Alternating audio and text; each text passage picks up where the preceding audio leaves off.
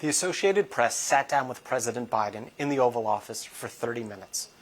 We talked about the economy, the election, the war in Ukraine, inflation, gas prices, and what he feels he needs to do to lift up a country that he said is feeling really, really down.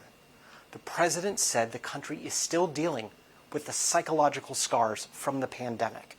Added to that are gas prices at nominal records. All of that has set up a dynamic where he says he needs to remind Americans to have confidence, because he says the country is now poised to win the 21st century.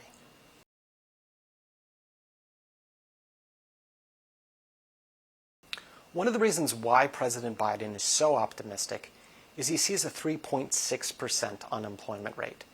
That's pretty close to the pre-pandemic level of 3.5%. So he looks at the jobs, he looks at the unemployment rate, and he sees a country that is in a better position than the rest of the world. In previous speeches, President Biden has noted that the U.S. now appears to be on a better trajectory this year for growth than China. That's important.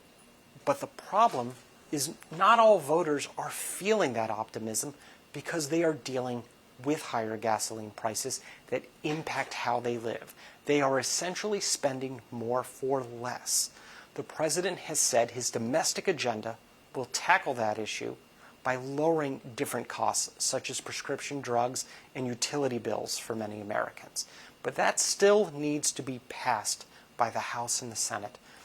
President Biden's previous effort of getting his domestic agenda through the Senate met with basically a stalemate and didn't go through last year. He says this time he thinks he has the votes. He believes he has the votes.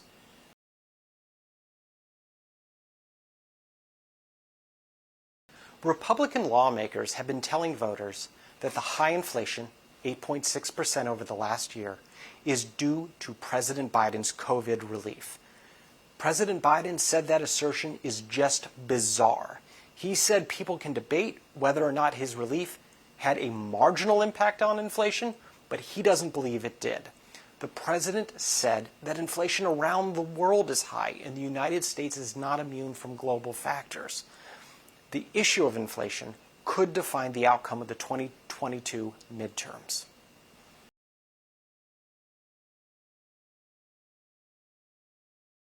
The Oval Office is full of presidential portraits.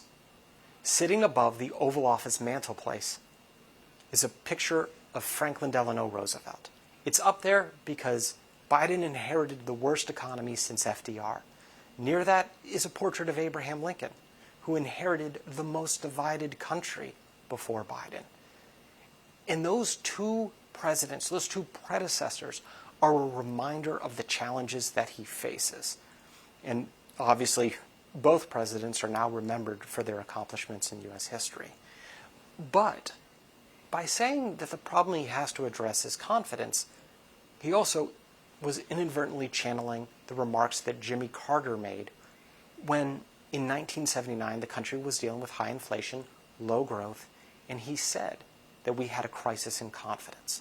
In a sense, Carter's diagnosis, Biden wants to provide a remedy for, to make Americans feel that verve and that energy after the pandemic.